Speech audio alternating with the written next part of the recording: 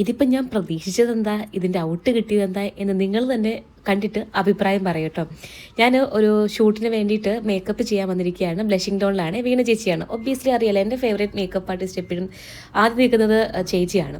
അപ്പം ദാ ഡ്രസ്സിങ് കഴിഞ്ഞു, സ്റ്റൈലെല്ലാം കഴിഞ്ഞു. ചേച്ചി ഞാൻ പറഞ്ഞു എനിക്ക് ഒരു ഐഡിയ ഇല്ല, ഭയങ്കര സിമ്പിളായിരിക്കണം, ചേച്ചി എന്താ ചേച്ചി ഇഷ്ടം പോലെ ചെയ്തോളാൻ പറഞ്ഞു. സാരി നിങ്ങൾക്ക് അറിയാലോ, ഞാൻ ഓൾറെഡി നിങ്ങളെ കാണിച്ചിട്ടുള്ള സാരിയാണ്. 400 രൂപ എന്തോ ഉള്ളൂ, 400-500 രൂപ, അതിനപ്പുറം ഇല്ല. ഇതിപ്പോൾ അവൈലബിൾ ആണോ എന്നും എനിക്കറിയത്തില്ല. വളരെ ലൈറ്റ് വെയ്റ്റ് ആയിട്ടുള്ള വളരെ നല്ലൊരു സാരിയാണ്. ഞാൻ ബ്ലൗസ് കുറച്ച് ഹെവി ആയിട്ട് ഇട്ടിട്ടുണ്ട്. ഈ ബ്ലൗസ് ഓൾറെഡി ഞാൻ ഇട്ടിട്ടുള്ളതുമാണ്, എൻ്റെ കയ്യിലുള്ളതുമാണ്. അപ്പോൾ നമ്മുടെ ഫൈനൽ ലുക്ക് നിങ്ങൾ കണ്ടിട്ട് അഭിപ്രായം പറയും. ഇത്രയൊന്നും ഞാൻ പ്രതീക്ഷിച്ചില്ല കേട്ടോ. എന്നെ ഇത്രയ്ക്ക് അങ്ങോട്ട് സുന്ദരിയാക്കണമായിരുന്നോ?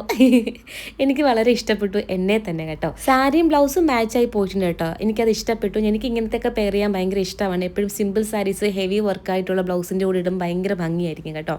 പിന്നെ എന്താ പറയാൻ എന്താ, മാലയും കമ്മലും ഒരുപാട് ഹെവി ആക്കാണ്ട് സിമ്പിളാണ്, എന്നാൽ ഇതിനോടൊപ്പം മാച്ചായിട്ടിരിക്കണം. അപ്പോൾ മൊത്തത്തിൽ എങ്ങനെയുണ്ടെന്ന് നിങ്ങൾ തന്നെ കമൻറ്റ് ചെയ്യും. സാരിയുടെ ലിങ്ക് കിട്ടുവാണെന്നുണ്ടെങ്കിൽ ഞാൻ എവിടെയെങ്കിലും കൊടുത്തിരിക്കാം. ഓണമായതുകൊണ്ട് അറിയത്തില്ല. അപ്പോൾ അത്രയുള്ളൂ. ബൈ.